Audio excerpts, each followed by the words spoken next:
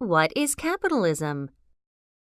Capitalism comes from the word capital, meaning a saved stock of wealth, which refers to money or anything that represents a possession. Long ago, things were traded for money, allowing people to buy more things. Eventually, some people figured out tricks to make more money. They lent their money to people who later returned it with an additional sum, the interest. People with money would also buy goods to sell for more money than they had spent. People who try to make more money with their money are called capitalists. The economic and political system based on this private ownership of capital and free production and commerce is called capitalism. In a capitalist system, the country's trade and industry are controlled by private owners for profit. Corporations, manufacturers, small businesses, and banks operate through this system as free companies. In the many forms of socialist systems, the state controls both the market and production. For example, an extreme form of socialism, called communism, does not allow any private ownership. The government controls the entire economy.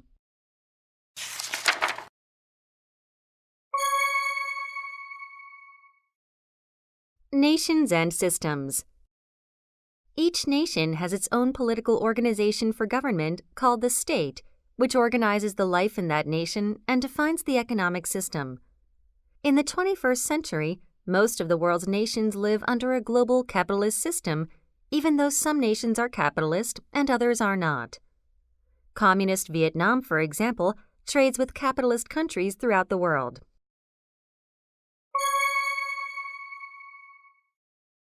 The growth of capitalism. The accumulation of wealth, the creation of banking and financial instruments, and the increased trade between countries in the past century have contributed to the slow but steady development of a worldwide capitalist system. The capitalist system has grown independently from the state but has always interacted with it.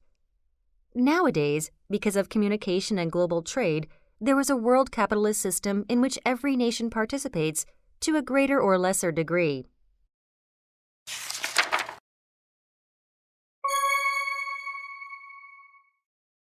Capitalism and Communism. In the 19th and 20th centuries, communist ideals challenged capitalism. Capitalism proposed a free economy ruled by the individuals with little intervention from the state.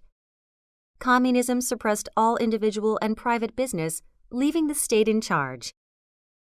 Now, in the 21st century, we can see that communist countries ended far behind capitalist countries. Millions of people living in communist countries have a low standard of living.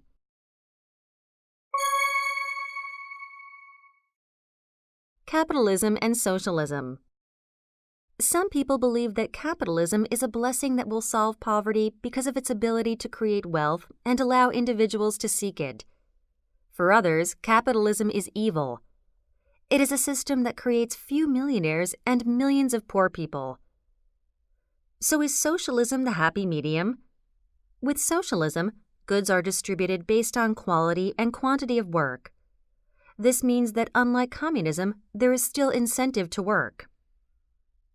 Many non-socialist countries are adding socialist influences to certain areas such as healthcare. Their systems are all different, but countries such as Norway, Finland, and Sweden give back to their people through education and healthcare. Some people view these as excellent public services. However, many others do not like the high taxes that come with this system. Capitalism has proven efficient in creating wealth and advancing technology and knowledge. However, it is true that it has not yet found the way to rescue everyone from poverty. In the 21st century, capitalism and socialism have competed with different ideas to improve the lives of people. In general, socialists propose high taxes so that the state can distribute money to the social services of health, education, and welfare. On the other side, capitalists prefer to rely only on private companies and the market to create more wealth and provide these services. In our modern economy, the state and capitalists have a difficult relationship. Very often, a state becomes too powerful and controls individual freedom to create wealth. Then capitalist entrepreneurs and companies complain and ask for more freedom.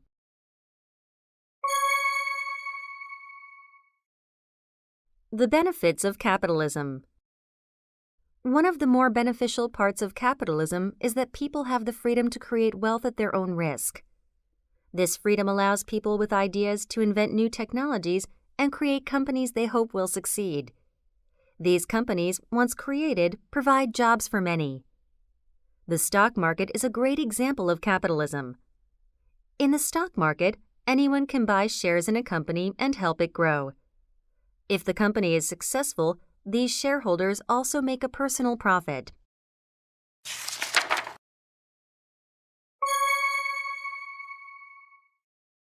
The downside of capitalism. Capitalism has been criticized because the system is often led by a small group of powerful people who look out for their own interests. Often, they also have great power over politicians. Sometimes, companies actually take money from the state. They ask for the support of the state to build new factories or start business and don't pay enough taxes to compensate.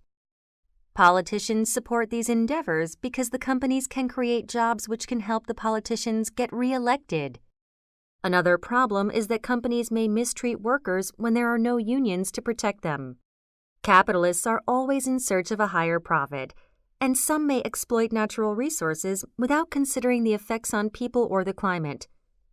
This sometimes leads to environmental disasters.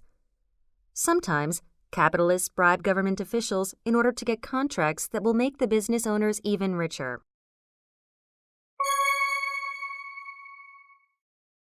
People and community. People worldwide share the same basic needs and wants. Everyone wants to have enough to eat, have a place to live, be educated, and have health care. People are expected to work and provide these things for themselves and for their children who cannot and should not work until they grow up. The problem is that sometimes there are not enough jobs available for everyone. Plus, different jobs require different sets of skills. People must find jobs that fit their abilities. A state needs to find balance with a system that organizes people in a way that their human rights are protected while still allowing people to share wealth and create jobs.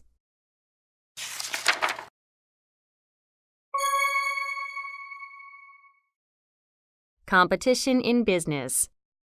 In some countries where capitalism is still discouraged or banned, the people do not own as much or create as much wealth as the countries in which free enterprise is encouraged. The secret to having a dynamic and growing economy seems to be competition. When companies compete with one another to make more profit, they usually end with better products. These products can be sold more easily and make more money. Capitalism can allow a better quality of life, always developing better medicine, homes, transportation systems, communication systems, and entertainment. In the long run, everyone benefits. When people live in a capitalist system, they have the freedom to own whatever they can buy with their money. Many millionaires started out with nothing, but then they worked their way to the top. Even in a country like China, with its mixed economy, millionaires coexist with hundreds of millions of struggling poor people. This shows us that free enterprise always creates wealth and that the state can't always eliminate poverty. In a capitalist system, people may still be workers and only have their salaries as income. For them, it might be difficult to buy costly services or luxury goods, but they could still own a house and a car, which is far from being poor.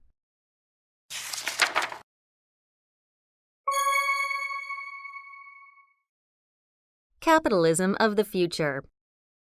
Capitalism continues to evolve. The role of the state is still in question. At the same time, people are trying to protect themselves from the abuse of both bad states and bad capitalists. Politicians in government are not as popular as in the past. Leaders from the private sector and non-government organizations are becoming more and more involved in common welfare. Many companies now realize that being eco-friendly is not only good business, it is also good for our environment. A recent trend is to base the economy on a happiness index rather than on financial aspects. Countries like Bhutan care more about the happiness of their people than the economy. Will this be the wave of the future? Countries need to organize their economies to become prosperous and allow their people to live well. However, at the same time, countries need to allow enough freedom for individual risk-taking to create wealth. What system would you want for your country if you were president?